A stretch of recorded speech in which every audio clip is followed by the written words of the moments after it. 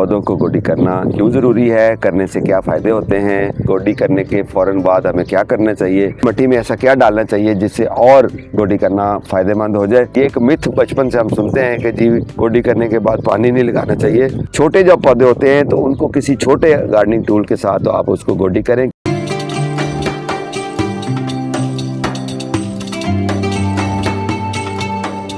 अस्सलाम वालेकुम दोस्तों, मैं हूं आपका जावेद इकबाल। आज 18 अप्रैल 2026 है। सुबह का वक्त है, मौसम बहुत अच्छा है, तो हम इस अच्छे मौसम में एक बहुत ही अच्छे टॉपिक पे बात करेंगे और वो है पौधों को गोडी करना।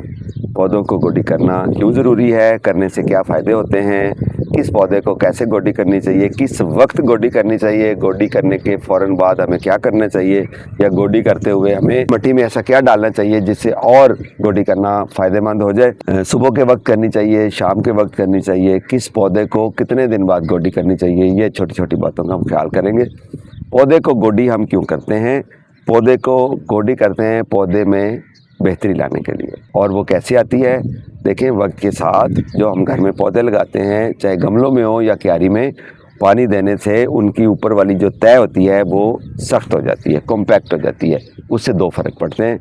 एक, जब हम उसको दोबारा पानी देंगे तो पानी, क्योंकि वो ऊपर से मिट्टी नरम नहीं है, तो पानी आराम से नीचे जाएगा और शायद वहाँ तक ना जा सके जहाँ तक जड़ों तक हम पहुँचाना चाहते हैं। दूसरा, जब हम उसको खुराक देंगे जो हम पानी में डाल के देते हैं या वैसे ऊपर से मिट्टी में देते हैं, तो वो खुराक भी उस तरह से रिक्वायर्ड टाइम में, वक्त में जो पौधे को हम देना चाहते हैं वो नहीं मिलेगी, ऊपर ज़्यादा रहेगी कॉम्पैक्ट मिट्टी होने की वजह से। तो मिट्टी नरम करने से क्या होता है कि ऊपर से मिट्टी नरम होगी, जब हम उसको खुराक बीच में डालेंगे और पानी डालेंगे तो वो आसानी के साथ नीचे चला जाएगा। दूसरा फ़ायदा, पौधे की मिट्टी और जड़ें गोडी करने से सांस लेती है। ये साइंटिफिकली थोड़ी सी और लगती है बात, लेकिन हकीकत में ऐसा ही है। आप इसको ऐसे ही समझें कि मिट्टी नरम होगी, ऊपर से गोडी करेंगे तो ऑक्सीजन मिट्टी के अंदर मिक्स होगी, और ऑक्सीजन का मतलब है कि हम सांस लेते हैं। तो हम यही लफ्ज़ यूज़ करेंगे कि मिट्टी और जड़ें पौधे की गोडी करने के बाद सांस लेती हैं। तो जब सांस लेंगी तो सेहतमंद रहेंगी। अगर नेचुरली कोई कुदरती तौर पर पौधे उगे होते हैं, उनको गोडी की ज़रूरत इसलिए नहीं पड़ती कि वो पौधे अपने पत्ते गिरा के अपनी एक पूरी लेयर मल्चिंग की, आपने जंगल में कभी जाएं ऐसी जगह पे तो देखें कि मिट्टी की एक लेयर, मिट्टी के ऊपर एक लेयर होती है पत्तों की, जो नीचे से डिकम्पोज हुई होती है। उसमें माइक्रोब्स होते हैं, उसमें कुछ इंसेक्ट्स होते हैं हेल्दी, जो एक एक्टिविटी चल रही होती है।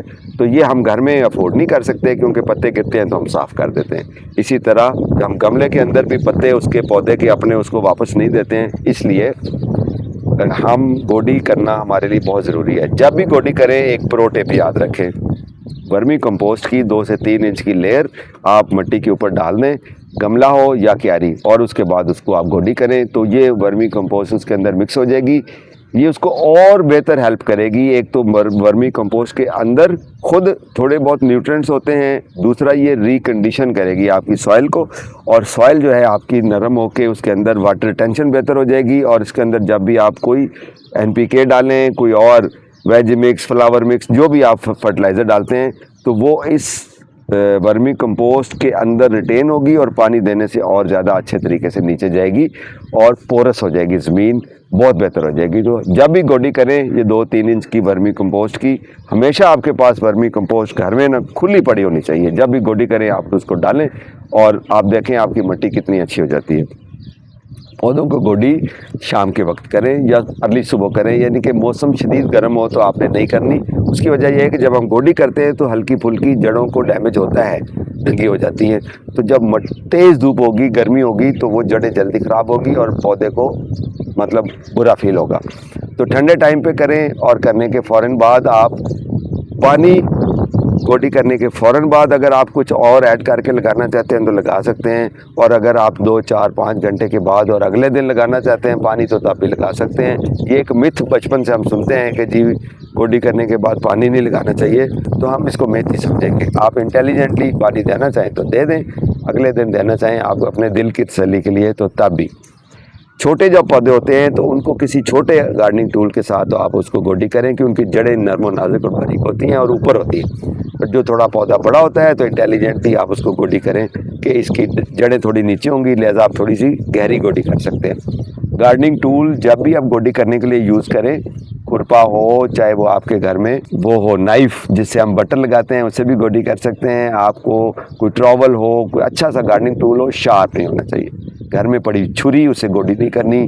कोई और ऐसी चीज़ जिसके शार्प एजेस हों, उससे कोशिश करें गोडी ना करें, क्योंकि अगर गलती से जड़ को लग गई तो वो कट जाएगी, और अगर वो तेज शार्प नहीं होगी तो जड़ हल्की सी डैमेज होगी जो कि रिपेयर हो जाती है। तो कटे नहीं जड़। तो गार्डनिंग टूल आपने अच्छा वाला यूज़ करना है, पौधे के हिसाब से, मिट्टी के हिसाब से, जड़ों के हिसाब से, ये देखते हुए कि जी पौधे की जड़ें इस गार्डनिंग टूल से डैमेज या कटेंगी नहीं, बहुत ज़्यादा ज़ख्मी नहीं हो जाएंगी। ठीक हो गया। ये आपने काम करना है। जब भी गोडी करें तो फर्टिलाइज़र को प्लान करें, यानी कि आपने अगर कोई खाद डालनी है, आपने NPK डालनी है, आपने कोई भी वेजी मिक्स, फ्लावर मिक्स, तो गोडी के साथ उसको प्लान करें ताकि उसके साथ ही डालें। मिट्टी नरम होगी और वो नीचे जड़ों तक चली जाएगी। जब भी आप खाद डालें तो पौधे को पानी थोरो वाटरिंग करनी है, तसल्ली से, यानी कि इतना पानी देना है कि वो जो खाद है, जो फर्टिलाइज़र आपने दी है, वो ऊपर ना पड़ी रहे, वो आहिस्ता आहिस्ता ड्रेन होकर नीचे जड़ों तक चली जाए।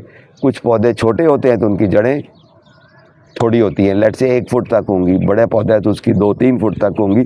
तो जितनी मिट्टी की गमले की मिट्टी है वो सारी गीली होनी चाहिए, उसके ड्रेन होल से पानी सिम बाहर निकलना चाहिए। और अगर क्यारी है तो you have to intelligently make sure और विजुअलाइज के जी ये जड़ें इसकी यहाँ तक होंगी।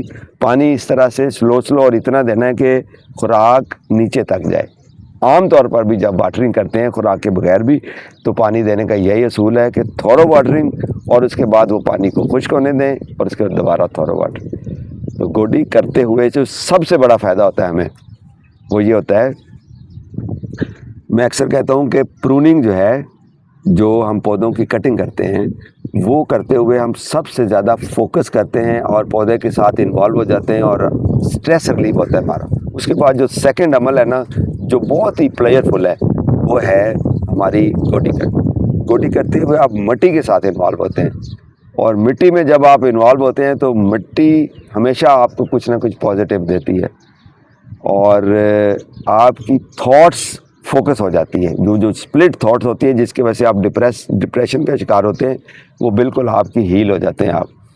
आप ये सोच रहे होते हैं कि जड़ें ना कट जाएं, आप ये सोच रहे होते हैं कि मैं पौधे की बेहतरी कर रहा हूँ, आप फिज़िकल एक एक्टिविटी कर रहे होते हैं, आपके हाथ में जो गार्डनिंग टूल होता है उससे आपके ये जो हाथ के प्रेशर पॉइंट्स हैं वो दब रहे होते हैं, आपको हर तरह से फ़ायदा हो रहा होता है। तो गोडी करना एक थेरेपी है, आप इसको कीजिए और इन्जॉय किया करें। गोडी करते हुए आपने इसको ये नहीं समझना कि मैं कोई मेहनत मुशक्क़त का काम कर रहा हूँ या कोई फटीग कर रहा हूँ।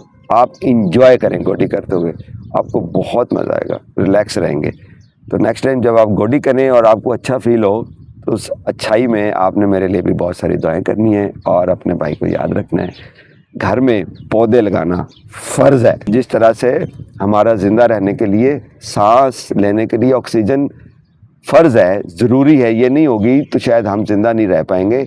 इसी तरह हमारे ऊपर ये फ़र्ज़ है कि हम ये जो ऑक्सीजन पैदा करने वाली मशीनें हैं, जिनको हम पौधे कहते हैं, चाहे वो बड़ा दरख्त हो, चाहे फूल हो, चाहे सब्जियां हो, घर में ज़रूर लगाएं ताकि अपने हिस्से की थोड़ी बहुत कंट्रीब्यूट करें ऑक्सीजन बनाने में। ये फैक्ट्रियां लगाया करें घर में।